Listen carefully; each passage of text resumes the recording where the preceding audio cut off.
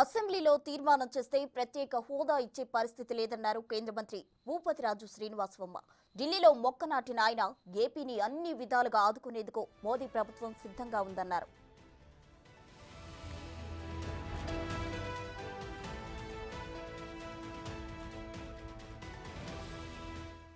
విభజన చట్టం అనేది మేము ఆవేళ ఏదైతే ఫైనాన్స్ కమిషన్ ఉన్నటువంటి అభ్యంతరాల దృష్ట్యా ఏదైతే ప్రత్యేక హోదాలో ఉన్నటువంటి విషయాలన్నింటినీ కూడా ప్రత్యేక ప్యాకేజీ ద్వారా ఇవ్వడానికి ఆవేళ కేంద్ర ప్రభుత్వం సిద్ధపడింది.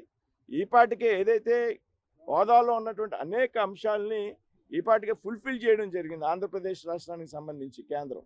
ఇంకేమైనా ఉంటే కూడా ఇవాళ కేంద్రంలో రాష్ట్రంలో ఒకే కూటమికి సంబంధించినటువంటి ఎన్డీఏ ప్రభుత్వాలు అధికారంలోకి వచ్చాయి కాబట్టి ఖచ్చితంగా ఆంధ్రప్రదేశ్ విషయంలో రాష్ట్ర అభివృద్ధి విషయంలో విడిపోయినటువంటి ఆంధ్రప్రదేశ్కు ఉన్నటువంటి కష్టాలు తెలుసుకుని వాటిని ముందుకు తీసుకెళ్లేటువంటి ప్రయత్నం కేంద్ర ప్రభుత్వం చేస్తుంది.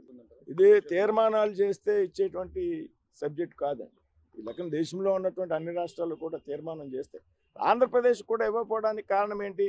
ఏదైతే ఫైనాన్స్ కమిషన్ ఉన్నదో ఏ రాష్ట్రానికి కూడా భవిష్యత్తులో ప్రత్యేక హోదా ఇవ్వద్దు అనేటువంటి విషయాన్ని అందులో చెప్పారు. కాబట్టి ఏదైతే ఆంధ్రప్రదేశ్కి వర్తించిందో, ఏ కారణాల వల్ల అయితే ఆంధ్రప్రదేశ్కి ప్రత్యేక హోదా ఇవ్వలేకపోయారో అది బీహార్కి కూడా వర్తిస్తుంది. దాన్ని ఆలోచించి కేంద్ర ప్రభుత్వం నిర్ణయం తీసుకుంది.